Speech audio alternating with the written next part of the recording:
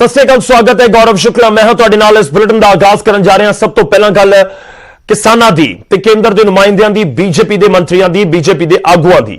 BJP के आगू किसानां दे उत्ते, किसान आगुआं दे उत्ते वड्डा इल्जाम लगा रहे हैं। इस दे नाल ही शुरुआत करन जा रहे हैं ते हरजीत गरेवाल दे वल्लों बयान दिता गया। वो कह रहे हैं कि मसला हल ही नहीं करना चाहते किसान आगू। 5 स्टार होटलों के रुक रहे हैं ਜਿਹੜੇ किसान नेता ने। गरीब किसान सड़क के उत्ते मर रहा है तो इस दे लई एक किसान आगू ही जिम्मेवार ने। यह हरजीत गरेवाल के वल्लों कहा गया। गरीब किसानों की जान की जथेबंदियों को चिंता नहीं है। बलबीर राजेवाल ने भी बीजेपी आगुओं के उत्ते मुड़ तो निशाना साधिया पलटवार किया है। बलबीर सिंह राजेवाल कह रहे हैं कि मंत्रियों के नाल जो बैठक हो रही थी, बैठक के भी कहा कि अपने लीडरों को समझाओ, तुहाडे लीडरों की ज्यादा ही जुबान चल रही है। शांतमई अंदोलन ਦੀ वजह करके ਅਸੀਂ चुप हाँ। देखो इस समय वार पलटवार होंदा होया नजर आ रहा है, पर इस सब दे विचाले कि वाकई ही किसान आगू 5 स्टार होटलों च रुकते हैं, बहुत सीरियस एलीगेशन ने। पर दूजा तो सवाल यह भी है कि जेकर होटलों च रुकने तो इसकी दिक्कत की है, यह भी किसान आगुओं के वल्लों कहा जा रहा है। तो बीजेपी के आगुओं के वल्लों किसान लीडरों के उत्ते एक बड़ा इल्जाम लगाया गया। तो वो कहते हैं कि रात को आम जिहड़े किसान ने वो तो सड़कों पर होंगे ने, पर ये जिहड़े बीजेपी के आगुओं के मुताबिक ये जिहड़े किसान आगू ने यह होटलों के विच रुकते हैं। तो वार पलटवार होंदा होया नजर आ रहा। असीं अज कोशिश करेंगे इस प्रोग्राम के जरिए कि बीजेपी के आगू ते किसान आगू आमो सामने बिठाइए, क्योंकि दोवें धिरां जदों बैठियां होणगीआं गलबात उस समय ही हुंदी है ते उन्हां दे दोवां दे तर्क की हैगे ने वो लोकां तक पहुंचने चाहिए ने। साडे नाल इस समय हरमीत सिंह कादियां जी जुड़ रहे हैं, भारतीय किसान यूनियन कादियां दे प्रधान ने। हरमीत जी बहुत बहुत स्वागत है तुहाडा। साडे नाल कुछ ही पलों दे विच सुरजीत जियाणी भी जुड़नगे। असीं उन्हां दे नाल भी गलबात करांगे कि जिहड़े बीजेपी दे लीडर इस समय उन्हां दे वल्लों या हरजीत गरेवाल होरां दे वल्लों इल्जाम लगाए जा रहे हैं, उन्हां दे मायने की ने। बयान ते इल्जाम बड़े तरीकों नाल लगदे ने। कुछ आगू आते हैं जो इल्जाम लगाते हैं तो पूरा उन्होंने को चिट्ठा होंदा, एक पेपर लैके आ जाने कि देखो साडे कोल सबूत है, कि अजिहे कोई सबूत हैगे ने बीजेपी के आगुओं के कोल भी असीं अज जानने की कोशिश करांगे।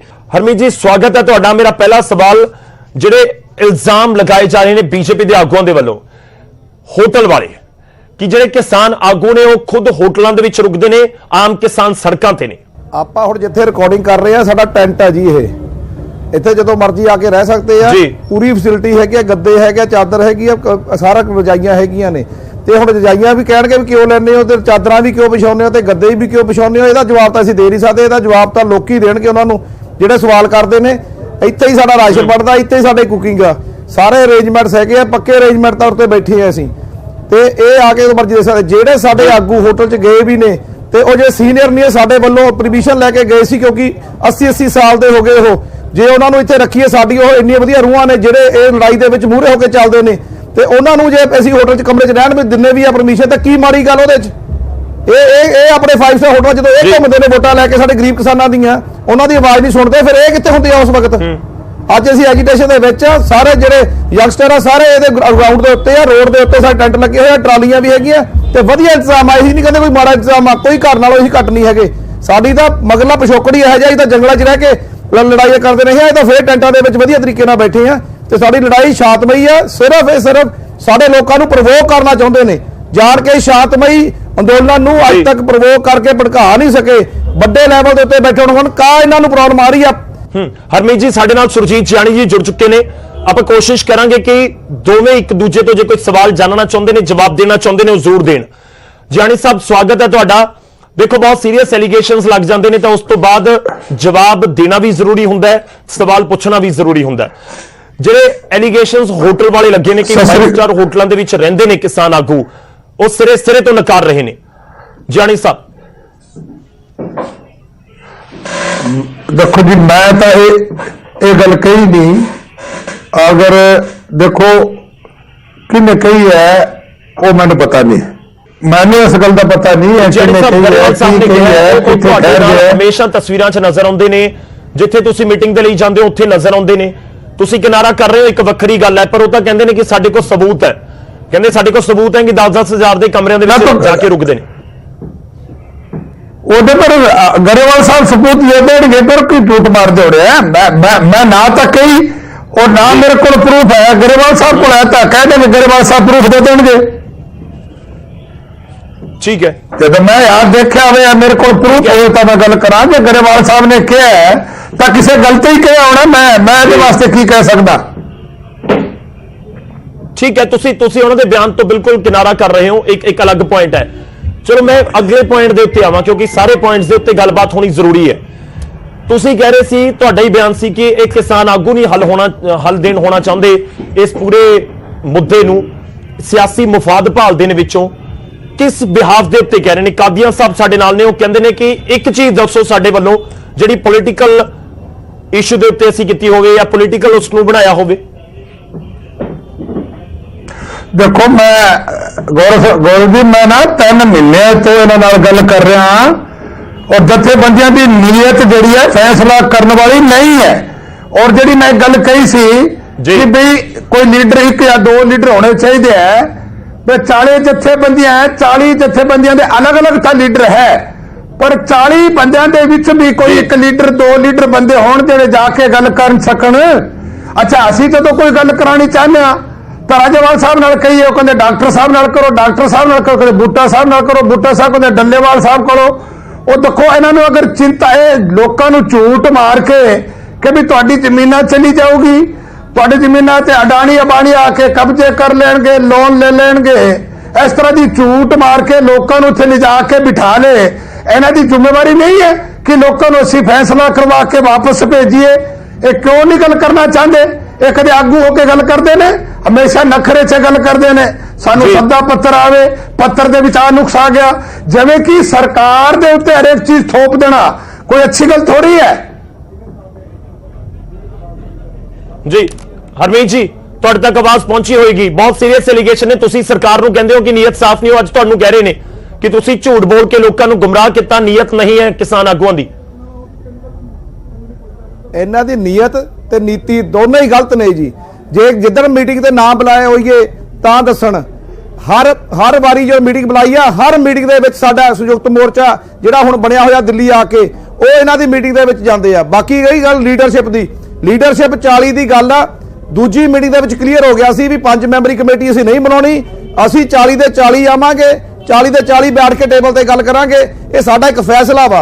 ਉਸ ਫੈਸਲੇ ਦੇ ਵਿੱਚ ਇਹ ਕਿਉਂ ਇੰਟਰਸਟ ਦਿੰਦੇ ਨੇ? ਉਹ ਸਾਡਾ ਫੈਸਲਾ ਵਾ ਵੀ ਜਿਹੜੇ ਜਥੇਬੰਦੀਆਂ ਨੇ ਉਹ 40 ਦੇ 40 ਬੈਠਣਗੇ। ਤੇ ਸਭ ਤੋਂ ਵੱਡੀ ਜਿਹੜੀ ਅੱਜ ਕਮੇਟੀ ਬਣੀ ਆ ਇਹ 40 ਦੀ, ਅੱਜ ਤੱਕ ਦੀ ਸਭ ਤੋਂ ਵੱਡੀ ਕਮੇਟੀ ਬਣੀ ਜਿਹੜੀ ਕਿਸਾਨੀ ਦੇ ਉੱਤੇ ਗੱਲ ਕਰਨ ਵਾਸਤੇ ਬਣੀ ਆ। ਤਾਂ ਇਹਨਾਂ ਨੂੰ ਸਮਝ ਨਹੀਂ ਆ ਰਿਹਾ ਵੀ 40 ਨਾਲ ਕਿਵੇਂ ਡੀਲ ਕਰੀਏ। ਜੇ ਤਾਂ ਅੰਦਰ ਜਾ ਕੇ ਅਸੀਂ ਗਲਤ ਕੋਈ ਲੈਂਗੁਏਜ ਵਰਤਦੇ ਆ ਤਾਂ ਦੱਸਣ। ਅੰਦਰ ਜਾ ਕੇ ਸਪੋਕਸ ਪਰਸਨ ਰੱਖਦੇ ਆ, 3 ਸਪੋਕਸ ਪਰਸਨ ਸਾਡੀ ਗੱਲ ਕਰਦੇ ਆ। ਤੁਸੀਂ ਗੱਲ ਤਾਂ 3 ਨਾਲ ਹੀ ਕਰਨੀ ਆ ਨਾ। 3 ਤੁਹਾਨੂੰ ਗੱਲ ਕਰ ਰਹੇ ਆ, ਅਸੀਂ ਆਪਣੇ ਵਿਚਾਰ ਜੇ ਸਾਨੂੰ ਮੌਕੇ ਤੇ ਆਵੇ ਅਸੀਂ ਲਿਖ ਕੇ ਪੇਸ਼ ਕਰਦੇ ਆ ਉਹਦੇ ਮਗਰ ਜਾ ਕੇ, ਜਾਂ ਉਹਨਾਂ ਦੇ ਕੰਨ 'ਚ ਕਹਿ ਕੇ ਆਉਂਦੇ ਆ। ਇਹ ਸਾਡਾ ਅਸੂਲ ਆ। ਅਨੁਸ਼ਾਸਨ ਦੇ ਵਿੱਚ ਚੱਲ ਰਹੇ ਆ ਤਾਂ ਸਰਕਾਰ ਨੂੰ ਲੱਗ ਰਿਹਾ ਵੀ ਅਨੁਸ਼ਾਸਨ ਤੋਂ ਬਾਹਰ ਆ। ਦੂਜੀ ਗੱਲ ਤੁਸੀਂ ਕਹੀ ਜ਼ਮੀਨਾਂ ਦੇ ਕਹਿ ਕੇ ਲੈ ਕੇ ਆਏ ਆ, ਜਾਂ ਕੋਈ ਕਾਨੂੰਨ ਦੇ ਬਾਰੇ ਗਲਤ ਕਹਿ ਕੇ ਲੈ ਕੇ ਆਏ ਆ। ਸਮਝੌਤਾ ਤੁਸੀਂ ਕਰਨਾ, ਕਾਨੂੰਨ ਤੁਸੀਂ ਵਾਪਸ ਕਰਨਾ। ਜ਼ਮੀਨਾਂ ਦੇ ਵਿੱਚ ਹੈ ਕੰਟਰੈਕਟ ਫਾਰਮਿੰਗ ਲਿਖਿਆ ਹੋਇਆ, ਉਹਦੇ ਚ ਹੈ ਜੀ ਸ਼ਰਤਾਂ ਨੇ। ਮੁੜ ਕੇ ਉਹ ਜ਼ਮੀਨਾਂ ਨਾ ਛੱਡੀ ਗਈਆਂ। ਅੱਜ ਦੇ ਲਿੱਤੇ ਹੋਏ ਪੈਸੇ ਮੱਧ ਪ੍ਰਦੇਸ਼ ਦੇ ਦਵਾ ਨਹੀਂ ਸਕੇ, ਜ਼ਮੀਨਾਂ ਕਦੋਂ ਦਵਾ ਲੈਣਗੇ?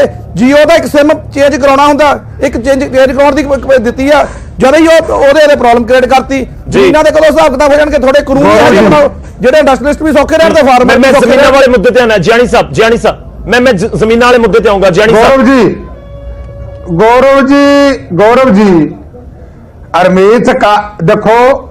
ਹਰਮੀਤ ਕਾਦੀਆਂ ਪੜ੍ਹੇ ਲਿਖੇ ਬੰਦਾ ਹੈ, ਬੜਾ ਸਮਝਦਾਰ ਬੰਦਾ ਹੈ।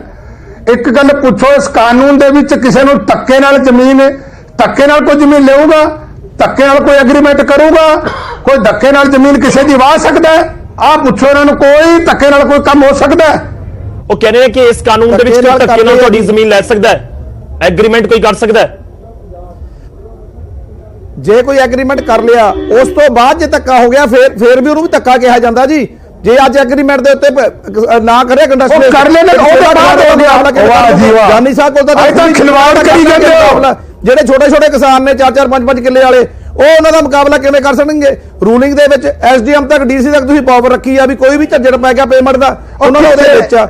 ਇਹਨਾਂ ਨੇ ਘਮਾਉਣਾ ਵਾ ਅੱਗੇ। ਚੰਗਾ ਭਲਾ ਮਿਡਲਮੈਨ ਹੁੰਦੇ ਆ, ਸਾਡੇ ਸਰਵਿਸ ਚਾਰजेस ਹੁੰਦੇ ਆ, ਆੜਤੀਏ ਹੁੰਦੇ ਨੇ ਜਿਹੜੀ ਸਾਨੂੰ ਸਰਵਿਸ ਕਰਕੇ ਦਿੰਦੇ ਆ, ਸਾਡੀ ਪੇਮੈਂਟ ਦੀ ਗਾਰੰਟੀ ਵੀ ਦਿੰਦੀ ਆ, ਜੇ ਫਾਰਮ ਕੱਟ ਕੇ ਦਿੰਦੇ ਆ।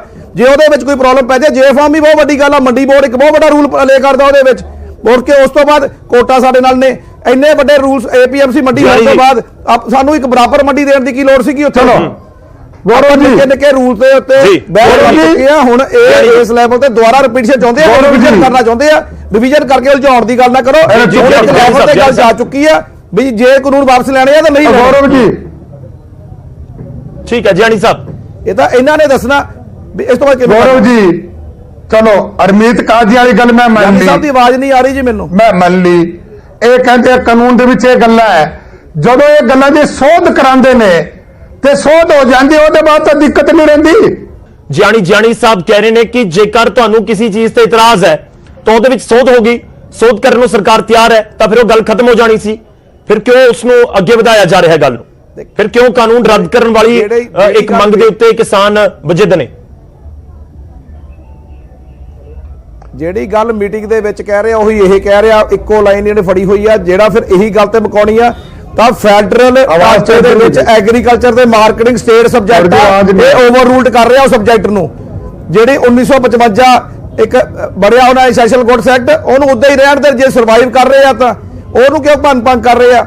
ਅਸਲ 'ਚ ਇਹ ਖੇਤੀ ਸਾਰਾ ਹੀ ਕਾਰਪੋਰੇਟ ਘਰਾਣਿਆਂ ਨੂੰ ਦੇਣਾ ਚਾਹੁੰਦੇ ਨੇ, ਉਹੀ ਰੂਲ ਬਣਾ ਰਹੇ ਨੇ। ਨਹੀਂ ਤਾਂ ਜਿਹੜੀ ਬੈਸਟ ਮਾਰਕੀਟਿੰਗ ਸਟਰਕਚਰ ਸੀ ਜਿਹੜਾ ਹਰਿਆਣਾ ਯੂਪੀ ਦੇ ਵਿੱਚ ਸੀ, ਉਹ ਆਪਣੇ ਪੂਰੇ ਸਟੇਟਸ ਨੂੰ ਦੇਣ, ਸਾਰੀਆਂ ਸਟੇਟਸ ਨੂੰ ਸਗੋਂ ਉਹੋ ਜਿਹਾ ਸਟਰਕਚਰ ਦੇਣ, ਐਮਐਸਪੀ ਤੇ ਖਰੀਦ ਕਰਨ, ਕਿਸਾਨ ਨੂੰ ਅਪਲਿਫਟਮੈਂਟ ਕਰਨ। ਉਹਦੇ ਨਾਲ ਸਰ, ਕਿਉਂਕਿ ਜੇ ਕਿਸਾਨ ਕੋਲ ਵੀ ਪੈਸਾ ਆਊਗਾ ਨਾ ਜੀ, ਘੁੰਮ ਕੇ ਕਿਸਾਨ ਨੇ ਬਾਜ਼ਾਰ 'ਚ ਹੀ ਖਰਚਣਾ, ਉਹਨੇ ਅਮਰੀਕਾ ਕੈਨੇਡਾ ਨਹੀਂ ਲੈ ਕੇ ਜਾਣਾ, ਉਹਨੇ ਇੱਥੇ ਹੀ ਖਰਚਣਾ। 18% ਵੈਟ GST ਤੁਸੀਂ ਫੇਰ ਲਾ ਲੈਂਦੇ ਹੋ, ਤੁਹਾਡਾ ਹੀ ਇਨਕਮ ਵਧੂਗੀ, ਘੁੰਮ ਕੇ ਪੈਸਾ ਇੱਥੇ ਹੀ ਆਊਗਾ। ਨਹੀਂ ਹਰਮੀਤ ਜੀ, ਉਹ ਇਹ ਵੀ ਕਹਿੰਦੇ ਨੇ ਕਿ ਫਿਰ ਸੋਧ ਕਰਵਾ ਲਓ ਨਾ ਤੁਸੀਂ, ਕੀ ਪ੍ਰੋਬਲਮ ਹੈ ਉਸ ਦੇ ਵਿੱਚ ਕਿ ਜਿੱਥੇ ਤੁਹਾਨੂੰ ਦਿੱਕਤ ਲੱਗ ਰਹੀ ਉੱਥੇ ਸੋਧ ਕਰਵਾ ਲਓ। ਸੋਧ ਜਦੋਂ ਮੈਂ ਦੱਸਦਾ ਜੀ, ਸੋਧ ਦੀ ਗੱਲ ਸਮਝੋ, ਸਟੇਟ ਸਬਜੈਕਟ 'ਚ ਲਿਖਿਆ ਹੋਇਆ ਕਲੀਅਰਲੀ ਵੀ ਮਾਰਕੀਟਿੰਗ ਤੇ ਐਗਰੀਕਲਚਰ ਸਟੇਟ ਸਬਜੈਕਟ ਨੇ। ਹੁਣ ਜਿਹੜਾ ਝੋਨੇ ਵਾਲਾ ਆਪਣਾ ਸਟੇਟ ਆ, ਉਹ ਕੀ ਚਾਹ ਪੱਤੀ ਵਾਲੇ ਦਾ ਕਾਨੂੰਨ ਬਣਾ ਸਕਦਾ ਜਾਂ ਚਾਹ ਪੱਤੀ ਵਾਲਾ ਝੋਨੇ ਦਾ ਬਣਾ ਸਕਦਾ? ਜੇ ਉਹ ਸੇਬ ਵਾਲਾ ਕਾਨੂੰਨ ਬਣਾਊਗਾ ਤਾਂ ਕੇਰਲਾ ਦਾ ਜਿਹੜਾ ਉੱਥੇ ਪਾਣੀ 'ਚ ਫਸਲਾਂ ਹੁੰਦੀਆਂ ਉਹਦਾ ਮਸਾਲਿਆਂ ਦਾ ਕਾਨੂੰਨ ਬਣਾਊਗਾ।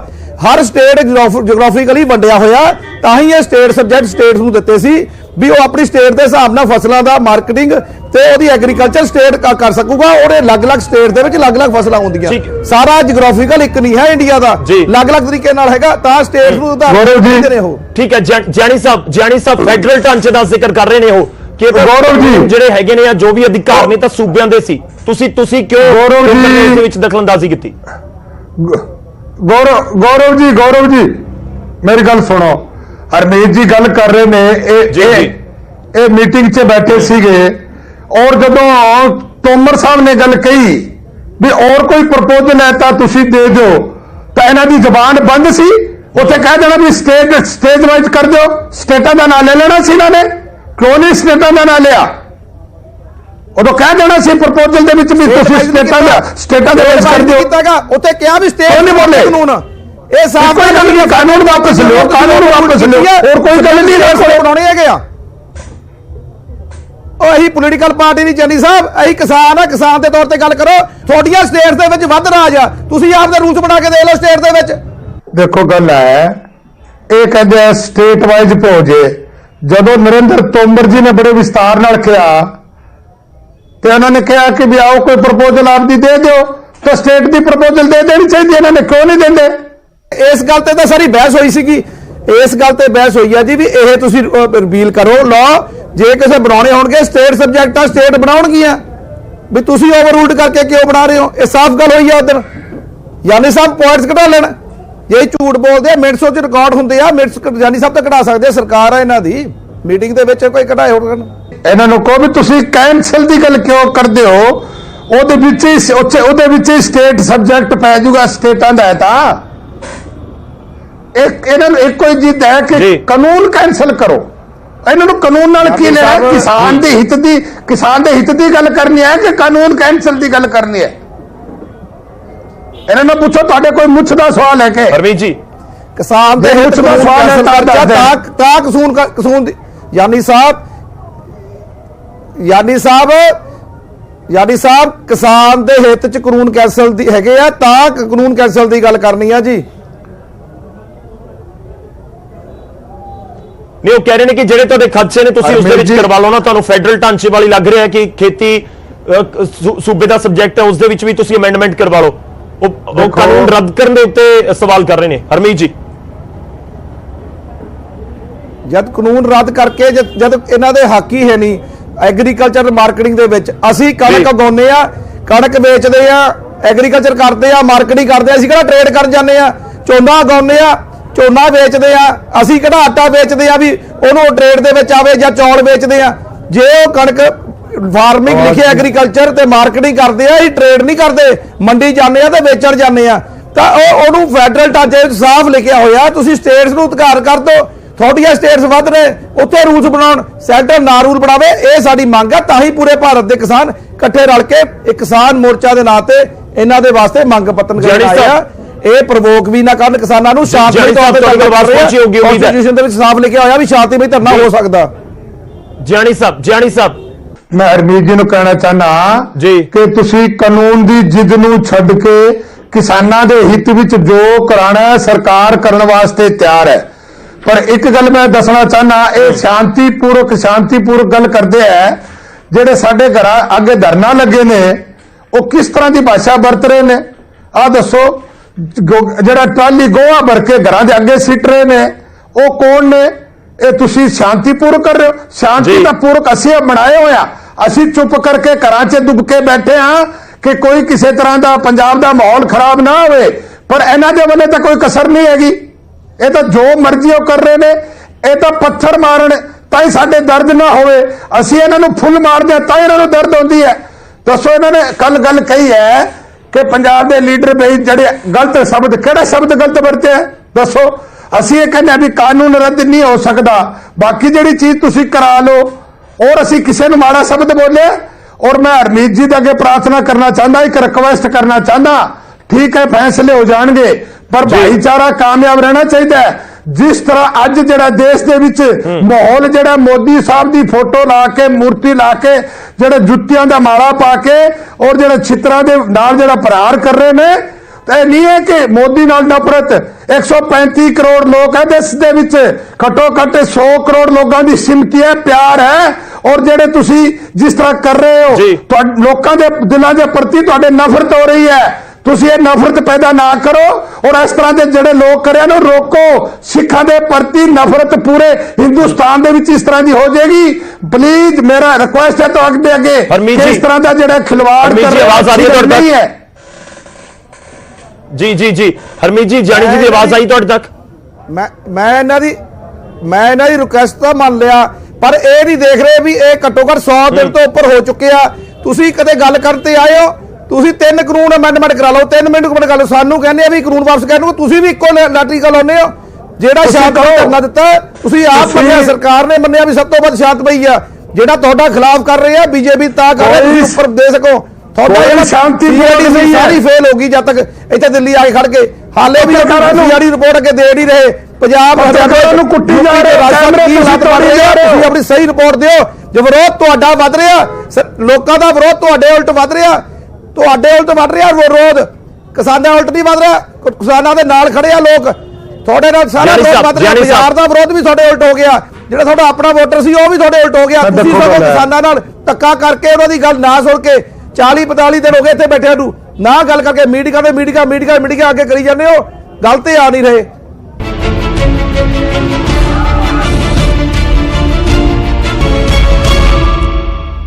देखो, झूठ ਜਿਹੜੀ ਨਾ ਥੋੜਾ ਦਿਨ ਹੀ ਚੱਲਦੀ ਹੈ, ਔਰ ਜਿਹੜਾ ਹਾਲ ਇਹਨਾਂ ਜਥੇਬੰਦੀਆਂ ਦਾ ਹੋਏਗਾ ਨਾ ਬਾਅਦ ਚ, ਜਦੋਂ ਸੱਚਾਈ ਨਿਕਲੇਗੀ। ਇਹਨਾਂ ਨੇ ਲੋਕਾਂ ਨੇ ਕਿਹਾ ਜ਼ਮੀਨ ਤੁਹਾਡੀ ਅਡਾਣੀ ਅਬਾਣੀ, ਉਹ ਕੌਣ ਅਡਾਣੀ ਅਬਾਣੀ? ਕਿੱਥੇ ਜ਼ਮੀਨ ਲੈ ਜਾਂਦੇ ਆ? ਫਿਰ ਇਹ ਗੁਦਾਮਾਂ ਦੀ ਗੱਲ ਕਰਦੇ ਨੇ। ਮੈਨੂੰ ਦੱਸੋ, ਅਨਾਜ ਦਾ ਸਟੋਰ ਹੋਣੇ ਚਾਹੀਦੇ ਕਿ ਨਹੀਂ ਹੋਣੇ ਚਾਹੀਦੇ? ਤੁਸੀਂ ਬਾਹਰ ਸੜਕ ਤੇ ਜਿਹੜੇ ਸਿੱਟ ਰੱਖੇ, ਜੇ ਸਟੋਰ ਬਣ ਗਏ ਤੇ ਅਨਾਜ ਸੇਫ ਰਹੂਗਾ। ਇਹਨਾਂ ਨੂੰ ਕੌਣ ਅਕਲ ਦੇਵੇ? ਦੱਸੋ, ਆਪ ਦੀ ਕਰੋ ਰੋਟੀ ਖਾ ਕੇ। स्टोर बनने चाहिए कि नहीं बनने चाहिए? पूछो अरमीत जी ਨੂੰ। गोदाम बनने चाहिए कि नहीं बनने चाहिए? ਤੁਸੀਂ ਬਣਾ ਲਓ गोदाम, ਤੁਹਾਡੇ ਤੋਂ ਬਣ ਜੇ ਤਾਂ। ਮੇਰੀ ਵੀ ਗੱਲ ਸੁਣ ਲਓ।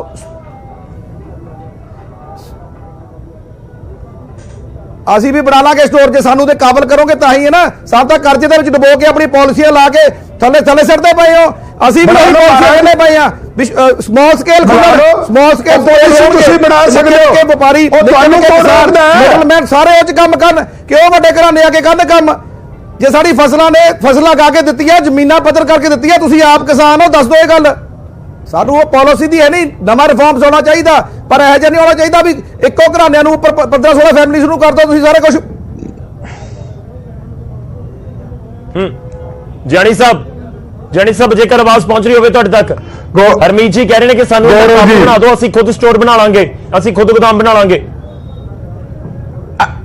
ਗੌਰਵ ਜੀ, ਹਰਮੀਤ ਜੀ ਨੂੰ ਪੁੱਛੋ ਅਡਾਨੀ ਅੰਬਾਨੀ ਨੂੰ ਕਿਹਨੇ ਕਾਬਿਲ ਬਣਾਇਆ ਸੀ? 에ਅਰਟੈਲ ਉਹਨਾਂ ਦਾ ਫਾਦਰ ਕੀ ਕੰਮ ਕਰਦਾ ਸੀ? ਪੈਟਰੋਲ ਪੰਪ ਤੇ ਕੰਮ ਕਰਦਾ ਸੀ। ਆਪ ਦੀ ਕਾਬਲੀਅਤ ਨਾਲ ਬਣਦਾ ਹੈ। ਹਾਂ, ਤੁਸੀਂ ਨਹੀਂ ਬਣਾਇਆ, ਨਾ ਮੈਂ ਬਣਾਇਆ, ਨਾ ਤੁਸੀਂ ਬਣਾਇਆ, ਨਾ ਸਰਕਾਰਾਂ ਨੇ ਬਣਾਇਆ। ਨਾਲ ਵੀ ਬਣਦਾ ਜੀ, ਟਾਟਾ ਜੀ ਨੇ ਬਣਾਇਆ, ਨੀਤੀ ਦਿੰਦੇ ਆ, ਫਾਰਮਰ ਨੇ ਬਣਾਏਗੀ। ਜਿਹੜੀ ਸਰਕਾਰਾਂ ਦੀ ਨੀਤੀਆਂ ਨੇ, ਸਰਕਾਰਾਂ ਦੀ ਨੀਤੀਆਂ ਹੈਗੀਆਂ ਉਹ ਨਹੀਂ ਬਣਦੀਆਂ, ਫਾਰਮਰ ਦੱਬ ਕੇ ਰੱਖਿਆ ਹੋਇਆ। ਫਾਰਮਿੰਗ ਤੇ ਇੰਡਸਟਰੀ ਇੱਕ ਡਿਫਰੈਂਟ ਚੀਜ਼ ਆ। ਫੈਕਟਰੀ 'ਚ ਸਮਾਨ ਬਣਦਾ ਇੱਕੋ ਜਿਹਾ ਮੋਦੀ ਸਾਹਿਬ ਨੇ ਕੰਮ ਕੀਤੇ ਕਿਸਾਨਾਂ ਵਾਸਤੇ, ਬਾਅਦ ਪਤਾ ਲੱਗਦਾ ਵੀ ਕਿਵੇਂ ਬਣਦਾ, ਹਰ ਨਿਕਲਦਾ ਉਹਦੇ ਉੱਤੇ ਅੱਗ ਲੱਗ ਜੇ, ਬਰਬਾਦ ਹੋ ਜੇ, ਫਸਲ ਆ ਜੇ, ਸੁੰਡੀ ਆ ਜੇ, ਕਿੰਨੀਆਂ ਪ੍ਰੋਬਲਮਸ ਆਉਂਦੀਆਂ ਨੇ। ਇੱਕੋ ਜਿਹੇ ਟਰੈਕ ਤੇ ਨਹੀਂ ਚੱਲਦੀ ਫਾਰਮਿੰਗ ਤੇ ਇੰਡਸਟਰੀ ਨੂੰ ਤੁਸੀਂ ਇੱਕ ਵਾਰੀ ਕਿਵੇਂ ਰੱਖ ਸਕਦੇ ਹੋ? ਉਹ ਮੈਂ ਦੁਕਾਨਦਾਰੀ ਨਹੀਂ ਕਰਦਾ, ਮੈਂ ਜ਼ਿਮੀਦਾਰੀ ਕਰਦਾ। ਸ਼ੁਰੂ ਤੋਂ ਲੱਗ ਰਿਹਾ ਅਲੱਗ ਤਰੀਕੇ ਦੀ ਸੇਮ। ਨਾਲੇ ਜਾਨੀ ਸਾਹਿਬ ਨੂੰ ਪਤਾ ਹੈ ਆਪ ਫਾਰਮਰ ਨੇ। ਤੁਸੀਂ ਰਾਜਨੀਤੀ ਰੋਟੀਆਂ ਸੇਕਣ ਲੱਗੇ ਹੋ ਯਾਰ ਗੌਰਵ ਜੀ। ਰਾਜਨੀਤੀ ਰੋਟੀ ਇੱਕ ਗਿਆਨੀ ਸਾਹਿਬ ਗੱਲ ਸੁਣੋ। ਅਸੀਂ ਇੱਕ ਮਿੰਟ ਤਿੰਨ ਕਾਨੂੰਨ ਲੈ ਕੇ ਆਏ ਆ। ਤੁਹਾਡੀ ਆਵਾਜ਼ ਆ ਰਹੀ ਹੈ। ਇੱਕ ਮਿੰਟ ਜਾਨੀ ਸਾਹਿਬ ਪਲੀਜ਼ ਇੱਕ ਮਿੰਟ ਗੱਲ ਸੁਣੋ। ਆਵਾਜ਼ ਤਾਂ ਤਿੰਨ ਕਾਨੂੰਨ, 2 ਆਰਡੀਨੈਂਸ, ਇਹੀ ਮੰਗ ਕਰਦੇ ਆ। ਰਾਜਨੀਤੀ ਇਹਦੇ 'ਚ ਨਹੀਂ ਹੁੰਦੀ, ਇਹ ਕਿਸਾਨੀ ਮੰਗਾਂ ਨੇ। ਇਹ ਜੇ ਤਾਂ ਰਾਜਨੀਤੀ ਕੋਈ ਹੋਰ ਮੰਗ ਕਰਦੇ ਹੋਈਏ ਤਾਂ ਦੱਸੋ। ਫਾਰਮਰ ਦੀ ਮੰਗਾਂ ਕਰ ਰਹੇ ਹੋ, ਫਾਰਮਰ ਦੇ ਕਾਨੂੰਨ ਵਾਪਸ ਕਰਨ ਲਈ ਕਰ ਰਹੇ ਹੋ। ਤੁਸੀਂ ਰਾਜਨੀਤੀ ਕਿਹੜੀ? ਰਾਜਨੀਤੀ ਤਾਂ ਤੁਸੀਂ ਕਰ ਰਹੇ ਹੋ। ਜਾਨੀ ਸਾਹਿਬ, ਸਿਆਸਤ ਕਿਵੇਂ ਤੁਹਾਨੂੰ ਨਜ਼ਰ ਆਉਂਦੀ ਹੈ ਇਸ ਦੇ ਵਿੱਚ? ਹਾਂਜੀ, ਇਹਦੇ ਵਿੱਚ ਨਿਰੀ ਸਿਆਸਤ ਹੈ। ਇਹ ਜਥੇਬੰਦੀਆਂ ਜਿਹੜੀ ਹੈ ਨਾ ਜੀ, ਇਹ ਮੈਂ 3 ਮਹੀਨੇ ਤੋਂ ਲੱਗਿਆ, ਇਹ ਫੈਸਲੇ ਕਰਾਉਣ ਦੀ ਨੀਅਤ ਹੀ ਨਹੀਂ ਹੈ। ਔਰ ਇਹਨਾਂ ਦੀ ਜਿਹੜੇ ਕਿਸਾਨਾਂ ਨੂੰ ਲੈ ਕੇ ਗਏ ਨਾ ਉੱਥੇ ਬੋਲੇ ਵਾਲਿਆਂ ਨੂੰ, ਇਹਨਾਂ ਨੂੰ ਉਹ ਨਹੀਂ, ਇਹਨਾਂ ਦੀ ਚਿੰਤਾ ਕਿ ਠੰਡ ਨਾਲ ਹੋ ਰਿਹਾ, ਹੋਰ ਹੋ ਰਿਹਾ। ਇਹ ਆਪ ਜਿੱਥੇ ਰੋਟੀਆਂ ਸੇਕੀ ਜਾਂਦੇ, ਰਾਜਨੀਤੀ ਇਹ ਹਾਂ ਗੱਲਾਂ ਕਰਦੇ ਆ। ਇਹਨਾਂ ਨੂੰ ਤਾਂ ਥੋੜੀ ਜਿਹੀ ਗੱਲ ਸਾਹਿਬ ਇੱਕ ਪਿੰਡ ਦੇ ਲੀਡਰ ਲੱਗੇ ਨੇ ਵੀ ਇੱਕ ਪਿੰਡ ਚ ਆਪਣੇ ਜੋਸ਼ ਨਾਲ ਗੱਲ ਹੋਈ ਜਾਂਦੇ। ਤੁਹਾਡੀ ਮੰਗ ਮੰਨਣ ਆਏ ਨੇ ਉਹ ਲੋਕ। ਤੁਸੀਂ ਕਿਸਾਨਾਂ ਨੂੰ ਕਿਸਾਨਾਂ 'ਚ ਰਹਿਣ ਦਿਓ, ਰਾਜਨੀਤੀ 'ਚ ਨਾ ਪਾਓ। ਇਹਨਾਂ ਨੂੰ ਕਿਸਾਨੀ ਮੰਗਾਂ ਮੰਨਣ। ਜਿਹੜੀ ਕਿਸਾਨੀ ਮੰਗਾਂ 3 ਲਾਅ ਵਾਪਸ ਕਰ ਦੋ, ਹੁਣੀ ਉੱਡ ਜਾਂਦੇ ਆ। ਤੁਸੀਂ ਕਹੋ ਸਹੀ, ਹੁਣ ਤੇ 3 ਕਰੋੜ ਵਾਪਸ ਹੁੰਦੇ ਆ, ਹੁਣੀ ਸ਼ਾਮ ਨੂੰ ਘਰੇ ਚਲੇ ਜਾਂਦੇ ਆ। ਤੁਹਾਡੇ ਤੋਂ ਅਗਲੀ ਮੰਗ ਕੋਈ ਕਰਦੇ ਹੀ ਨਹੀਂ। ਅਸੀਂ ਜੀ ਜਾਨੀ ਸਾਹਿਬ ਹੋਰ ਰਾਜਨੀਤਿਕ ਮੰਗ ਕਰਦੇ ਹੋ ਫਿਰ ਤਾਂ ਮੇਰੀ ਇੱਕ ਗੱਲ ਸੁਣ ਲਓ। ਇਹ ਜਥੇਬੰਦੀਆਂ ਫੈਸਲਾ ਕਰਨਾ ਚਾਹੁੰਦੀ ਨਹੀਂ। 3 ਮਹੀਨੇ ਹੋ ਗਏ ਮੈਨੂੰ ਇਹਨਾਂ ਦੇ ਮਗਰ ਫਿਰਦਿਆਂ ਨੂੰ। ਇਹ ਕਦੇ ਕੋਈ ਚੱਜ ਨਾਲ ਗੱਲ ਨਹੀਂ ਕਰਦੇ, ਇਹਨਾਂ ਨੂੰ ਕੋਈ ਚਿੰਤਾ ਨਹੀਂ ਹੈ। ਤੁਸੀਂ ਇਹਨਾਂ ਨੂੰ ਕਹਿ ਵੀ ਕਾਨੂੰਨ ਰੱਦ ਕਰ ਲਾਂਗੇ ਤਾਂ ਇਹਨਾਂ ਨੇ ਹੋਰ ਅੜੀ ਅੜਾ ਲੈਣੀ ਹੈ। ਇਹ ਨਹੀਂ ਚਾਹੁੰਦੇ ਵਾਪਸ ਆਣਾ। ਇਹ ਤਾਂ ਕੋਈ ਪਾਰਟੀ ਬਣਾ ਕੇ ਇਲੈਕਸ਼ਨ ਲੜਨਾ ਚਾਹੁੰਦੇ ਨੇ। ਕੋਈ ਨਹੀਂ ਹੋਰ ਅੜੀ ਆਉਂਦੇ। ਮੈਂ ਆਨ ਦਾ ਸਕਰੀਨ ਕਹਿ ਰਿਹਾ, ਮੈਂ ਹੋਰ ਦਾ ਸਕਰੀਨ ਕਹਿ ਰਿਹਾ ਤੇ ਕੋਈ ਨਹੀਂ ਅੜੀ 3 ਕਰੋੜ ਕਮੇਟੀ ਬਣਾ ਦਿਓ MSP ਦੇ ਉੱਤੇ। ਕਾਨੂੰਨ ਵਾਪਸ ਲੈ ਲਓ, ਹੋਰ ਕੋਈ ਗੱਲ ਨਹੀਂ ਤੁਹਾਡੇ ਕੋਲੇ। ਤੁਸੀਂ ਜ਼ਮੀਨ ਕਿਸਾਨ ਦਾ ਕਰਜ਼ਾ ਹੈ ਸਾਡੇ ਸਿਰ ਤੇ ਪਈ ਆ। ਕਰਜ਼ਾ ਕਿਸਾਨ ਦਾ ਪਈ ਆ। 3 ਕਰੋੜ ਵਾਪਸ ਕੋਈ ਫਾਰਮਰ ਨੇ ਬੜਾ ਅਮੀਰ ਕਰ ਰਿਹਾ। MSP ਹੁੰਦੇ ਹੋਏ ਵੀ ਸੁਸਾਈਡ ਆ, MSP ਹੁੰਦੇ ਹੋਏ ਵੀ ਲੋਨ ਚੜੇ ਆ, MSP ਹੋਏ ਵੀ ਮੁਸੀਬਤਾਂ ਹੈਗੀਆਂ, ਸਾਡੀ ਇਕਨੋਮਿਕਲੀ ਸੋਸ਼ਲੀ ਮੁਸੀਬਤਾਂ ਹੈਗੀਆਂ ਨੇ। ਪਰ ਇਹ ਕਾਨੂੰਨ ਆਉਣ ਤੋਂ ਬਾਅਦ ਜਮਾਈ ਮੱਟੀ ਭੇਦ ਹੋ ਜੂਗੀ ਤਾਂ ਇੱਥੇ ਖੜੇ ਆ।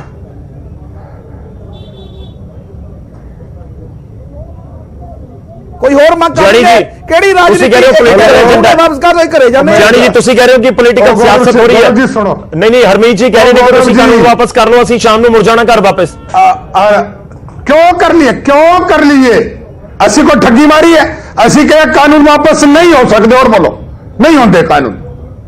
जब किसान का भला कराना कराओ, किसान का कर्जा माफ करवाओ। आ देख लो थोड़े सामने राजनीति ईगो प्रॉब्लम च ए ने किसान नहीं है। एक ए ने किसान आवाज उठ के आई है, अपनी आवाज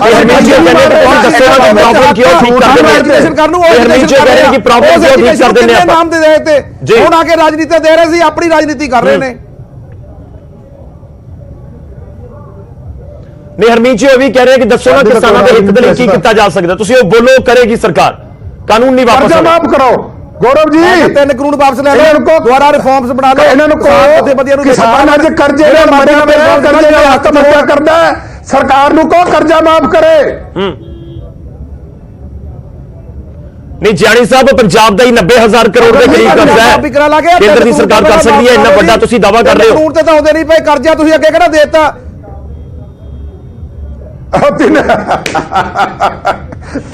कानून और कोई गल ही नहीं हैगी। वाह जी वाह, कमाल होगी। ਹੋਰ ਹੈ ਨਹੀਂ ਜੀ, ਇਹਦੇ ਸਰ ਮਰਸੰਦੀ ਦਾ ਆਵਾਜ਼ ਆਈ ਪਈ ਹੈ। ਕਿਸਾਨ ਐਨ ਬਾਰਡਰਾਂ ਤੇ ਖੜੇ ਆ, 40 ਦਿਨ ਹੋ ਗਏ ਇੱਥੇ ਬੈਠੇ ਨੂੰ, 60 ਦਿਨ ਮਗਰ ਹੋ ਗਏ, 100 ਦਿਨ ਤੋਂ ਉੱਪਰ ਹੋ ਚੁੱਕੇ ਆ, ਹਾਲੇ ਤੁਹਾਨੂੰ ਆਸਾ ਦਿਖ ਰਿਹਾ ਪਿਆ। ਰਾਜਨੀਤੀ ਖੇਡਦੇ ਪਏ ਆਪ ਦੀ, ਹੋਰ ਕੀ ਕਰ ਰਹੇ ਆ। ਜਿਆਣੀ ਸਾਹਿਬ चलो हाँ जी, नहीं जियाणी साहब वो यही गल कह रहे हैं कि कानून रद्द करो, तुसी इस चीज नूं समझो कि असीं तां कानून रद्द करवा के वापस जाने ने। और कह तां कानून नहीं हो सकते, तुसी सोध करा लो, किसानां दा भला करवा लो। और अज एक बड़ी अच्छी गल है कि किसान जथेबंदियां इकट्ठी हुई है, असीं तां किसान हाँ, साडा फायदा हो जाऊगा, गरीबां दा फायदा हो जाऊगा, और जिहड़ी चीज चाहते आपां ले लीए। और एक जी हरमीत जी ने पूछो, हरमीत जी ने पूछो कि 10 साल कांग्रेस की सरकार सी और 6 साल हो गए मोदी साहब की सरकार नूं, MSP की गल करते ने, कणक दे विच 500 रुपए ज्यादा मोदी साहब ने किते, झोने से ज्यादा किते, सारी फसलों से रेट बढ़ाया है। कांग्रेस ने तो कभी रेट ही नहीं बढ़ाया। जिन्हें रेट नहीं बढ़ाया ਉਹਦੇ ਤਾਂ ਤੁਸੀਂ ਨਾਲ ਫਿਰਦੇ ਹੋ। और ਜਿਹੜੇ मोदी साहब ने कम किते ने तुहाडे सारिਆਂ ਦੇ, और तुसीं उन्हां नूं मोदी साहब दे तुसीं उल्ट होए बैठे हो। और MSP बारे कहता भी नहीं कैंसिल करांगे, और किसान हित विच जो कराना चाहते हो करा लो। कोई सरकार झूठ मार रही है, सरकार तो सच्ची नीयत नाल किसान का भला करना चाह रही है भी किसान का भला होवे, किसान खुशहाल होवे ता देश खुशहाल होएगा। सारा कुछ किसानों लगती सरकार बिल्कुल नियत दे नाल बैठी हुई है, तो फिर गल सिरे क्यों नहीं लगदी। 40 जथेबंदियां कर नहीं देंदियां हरमीत जी, ਇਹ ਨਹੀਂ ਕਰਨ ਦੇਂਦੀਆਂ। ਹਰਮੀਤ ਜੀ ਗੱਲ ਫਿਰ ਘੁੰਮ ਕੇ ਉੱਥੇ ਆ ਗਈ ਕਿ 40 ਜਥੇਬੰਦੀਆਂ ਦੇ ਆਗੂ ਨਹੀਂ ਕਰਨ ਕਰ ਲੋ। ਗਲਤ ਇਨਫੋਰਮੇਸ਼ਨ ਦੇਣੀ ਬਹੁਤ ਗਲਤ ਗੱਲ ਆ। ਕਿਸਾਨਾਂ ਨੇ ਐਨ ਦੁੱਧ ਦਾ ਦੁੱਧ ਪਾਣੀ ਦਾ ਪਾਣੀ ਕਰਤਾ ਜੀ। ਇਹ ਸਿਆਸੀ ਪਾਰਟੀਆਂ ਦੀ ਗੱਲ ਕਰਦੇ ਆ, ਕਾਂਗਰਸ ਦੀ ਗੱਲ ਕਰ ਲਈ, BJP ਦੀ ਕਰ ਲਈ, ਉਹਦੀ ਕਰ ਲਈ, ਉਹਦੀ ਕਰ ਲਈ। ਸਾਡਾ ਕਿਸੇ ਕੋਈ ਸਰਕਾਰ ਨੇ ਸਾਨੂੰ ਕੁਝ ਨਹੀਂ ਦਿੱਤਾ, ਤਾਂ ਹੀ ਇੱਥੇ ਉਰੇ ਬੈਠੇ ਆ। ਜੇ ਉਹ ਸਰਕਾਰ ਦਾ ਬੁਰਾਈ ਕਰਨੀ ਆ, ਉਹਦੀ ਬੁਰਾਈ ਬਹੁਤ ਜ਼ਿਆਦੀ ਆ। ਉਹਦੇ ਕਾਰਨ ਹੀ ਜਿਹੜੇ MSP ਨਹੀਂ ਦਿੱਤੀ, ਕਰਜ਼ੇ ਚੜੇ ਆ ਸਾਡੇ, ਉਹੀ MSP ਪਿੱਛੇ ਹੀ ਰੋਂਦੇ ਰਹੇ ਆ। ਉਹ MSP ਨੂੰ ਬਚਾਉਣ ਆਏ ਆ। ਜਿਹੜੀ ਸਵਾਮੀਨਾਥਨ ਰਿਪੋਰਟ ਆ 2006 ਦੀ ਐਨ ਫਾਈਲਾਂ ਦੇ ਵਿੱਚ ਰੱਖੀ ਹੋਈ ਆ, ਕਹਿੰਦੇ ਅਸੀਂ ਲਾਗੂ ਕਰਤੀ। ਇਹਨਾਂ ਨੇ ਐਫੀਡੇਵਿਟ ਦਿੱਤਾ ਕੋਰਟ ਦੇ ਵਿੱਚ, ਸੁਪਰੀਮ ਕੋਰਟ ਦੇ ਵਿੱਚ, ਵੀ ਜੇ ਸਵਾਮੀਨਾਥਨ ਰਿਪੋਰਟ ਲਾਗੂ ਹੋ ਗਈ ਅਰਥ ਸ਼ਾਸਤਰ ਹਿਲ ਜੂਗਾ। ਇੱਕ ਕਿਸਾਨ ਦੇ ਜਦੋਂ ਪੈਸੇ ਆਉਣੇ ਆ, ਕਿਸਾਨ ਨੂੰ ਜਦੋਂ ਕੁਝ ਚੀਜ਼ ਮਿਲਣੀ ਆ, ਗਰੀਬ ਮਜ਼ਦੂਰ ਨੂੰ ਚੀਜ਼ ਮਿਲਣੀ ਆ, ਉਦੋਂ ਸਾਰੀ ਇਹਨਾਂ ਦਾ ਬਜਟ ਹਿਲਦੇ ਆ। ਜਦੋਂ ਵੱਡੇ ਵੱਡੀ ਇੰਡਸਟਰੀ ਨੂੰ ਇਹਨਾਂ ਨੇ ਮਾਫ ਕਰਨਾ ਹੋਵੇ, ਉਦੋਂ ਕੋਈ ਬਜਟ ਨਹੀਂ ਹਿਲਦਾ, ਉਦੋਂ ਕੋਈ ਗੱਲ ਨਹੀਂ। MSP ਦੇ ਉੱਤੇ ਸਵਾਮੀਨਾਥਨ ਦੋ ਚੀਜ਼ਾਂ ਆਪਣੇ ਕੋਲ ਅਮਾਉਂਟ ਪੂਰਾ ਦੋ ਚੀਜ਼ਾਂ ਮੈਂ ਸਵਾਲ ਮੰਗ ਚੱਲਦੀ ਪਈ ਆ। ਇਹ ਪੁਆਇੰਟ ਤੋਂ ਪਿੱਛੇ ਹਟਦੇ ਪਏ ਆ ਜੀ। ਇਹ ਅੱਜ ਪੁਆਇੰਟ 3 ਕਾਨੂੰਨਾਂ ਦਾ, ਇਸ 3 ਕਾਨੂੰਨਾਂ ਦਾ ਤੇ ਬਾਕੀ ਮੰਗ ਪੱਤਰ ਸਾਰੇ CID ਜੋ ਕਢਾ ਲੈਣ। ਜਿਹੜੇ ਜਾਨੀ ਸਾਹਿਬ ਜਿਹੜਾ ਤੁਸੀਂ ਕਹਿ ਰਹੇ ਹੋ ਕਰਜ਼ ਮਾਫੀ ਵਾਲਾ, ਜਾਨੀ ਸਾਹਿਬ ਕਹਿ ਰਹੇ ਨੇ ਕਿ ਕਰਜ਼ ਮਾਫੀ ਦੀ ਤੁਸੀਂ ਮੰਗ ਰੱਖ ਦੋ ਨਾ। ਜੇ ਸਰਕਾਰ ਕਹਿ ਰਹੀ ਹੈ ਕਿ ਜੋ ਮਰਜ਼ੀ ਕਰਵਾ ਲਓ ਤਾਂ ਕਰਜ਼ ਮਾਫੀ ਵਾਲੀ ਮੰਗ ਰੱਖ ਦਿਓ। ਜਨਾਬ ਕਰਜ਼ ਮਾਫੀ ਦੀ ਕਰਜ਼ ਮਾਫੀ ਦੀ ਮੰਗਿਆ 100 ਤੋਂ ਉੱਪਰ। ਉਹ ਕਰਜ਼ ਮਾਫੀ ਦੀ ਕੱਢੋ ਛੱਡੋ ਪਰੇ, 8-10 ਮੰਗਾਂ ਨੇ ਹਲੇ ਕਿਸਾਨਾਂ ਦੀਆਂ, ਹੋਰ ਬਹੁਤ ਮੰਗਾਂ ਨੇ। ਔਰ 100 ਤੋਂ ਉੱਪਰ ਮੈਮੋਰੰਡਮ ਦੇ ਚੁੱਕੇ ਆ, ਪ੍ਰਾਈਮ ਮਿਨਿਸਟਰ ਦੇ ਨਾਂ ਤੇ DC ਥਰੂ ਦੇ ਚੁੱਕੇ ਆ, ਗਵਰਨਰ ਥਰੂ ਦੇ ਚੁੱਕੇ ਆ, ਸਿੱਧੇ ਆ ਕੇ ਪ੍ਰਾਈਮ ਮਿਨਿਸਟਰ ਨੂੰ ਦੇ ਚੁੱਕੇ ਆ। CID ਰਿਪੋਰਟਾਂ ਇਹਨਾਂ ਦੇ ਕੋਲ ਨੇ, ਕਢਾ ਲੈਣ। ਨਹੀਂ ਮੈਂ ਆ ਕੇ ਰਿਕਾਰਡ ਦੇ ਦਿੰਦਾ ਵੀ ਕਿਹੜੇ ਜਾਨੀ ਸਾਹਿਬ ਚੁੱਕੇ ਆ। ਉਹ ਕਹਿੰਦੇ ਅਸੀਂ ਕਈ ਵਾਰ ਮੰਗ ਚੁੱਕੇ ਆ, 100 ਤੋਂ ਜ਼ਿਆਦਾ ਮੈਮੋਰੰਡਮ ਦੇ ਦਿੱਤੇ। ਜਿਹੜਾ ਤੁਸੀਂ ਕਹਿ ਰਹੇ ਹੋ ਕਿ ਕਿਸਾਨਾਂ ਦਾ ਭਲਾ ਕਰਵਾ ਲਓ, ਵੀ ਉਹ ਮੰਗ ਕਰ ਲਓ, ਉਹ ਮੰਗ ਕਰ ਲਓ। ਗੁੰਮਰਾਹ ਕਰ ਰਿਹਾ ਲੋਕਾਂ ਨੂੰ ਜੀ। ਜਾਨੀ ਸਾਹਿਬ ਉਹ ਕਹਿੰਦੇ ਕਿ ਤੁਸੀਂ ਡੀਰੇਲ ਕਰ ਰਹੇ ਹੋ, ਗੁੰਮਰਾਹ ਕਰ ਰਹੇ ਹੋ। ਜਾਨੀ ਸਾਹਿਬ गौरव जी, जानी साहब गौरव जी देखो, सरकार किसानां दी है, किसान सरकार दा है, और सरकार किसानां दी चिंता करदे। जो मोदी साहब ने कम किते है, जो करन दी योजना है, ना तो किसी ने किसी ना करनी। पर मेरी हरमीत जी नूं प्रार्थना है ਕਿ ਸਾਰਾ ਅੱਜ ਦਸੰਬਰ ਘਟਾਤਾ, ਸਾਰਾ ਜਨਵਰੀ ਘਟਾਤਾ, ਸੜਕਾਂ ਦੇ ਉੱਤੇ ਮੋਦੀ ਸਾਹਿਬ ਦੇ ਜਿੱਥੇ ਪੁਤਲੇ ਬਣਾਏ ਨੇ, ਜੁੱਤੀਆਂ ਦੀ ਹਾਰ ਪਾਏ ਹੋਏ ਨੇ, ਔਰ ਇਸ ਤਰ੍ਹਾਂ ਦੀ ਗੱਲ ਜਿਹੜੀ ਕਰ ਰਹੇ ਨੇ, ਉਹ ਸਾਡੇ ਪੰਜਾਬੀਆਂ ਵਾਸਤੇ ਪੂਰੇ ਦੇਸ਼ ਦੇ ਵਿੱਚ ਇੱਕ ਬਦਨਾਮੀ ਦਾ, ਇੱਕ ਕਲੰਕ ਦਾ, ਇੱਕ ਮਨਾਂ 'ਚ ਇੱਕ ਦਿਲਾਂ 'ਚ ਫਰਕ ਜਿਹੜਾ ਹੈ ਉਹ ਪੈ ਰਿਹਾ। ਉਹ ਉਸ ਤਰ੍ਹਾਂ ਦੀ ਗੱਲ ਨਾ ਕਰੋ। ਸਿਰਫ ਡਿਮਾਂਡ ਮੰਗਣੀ ਹੈ, ਮੰਗ ਲਓ।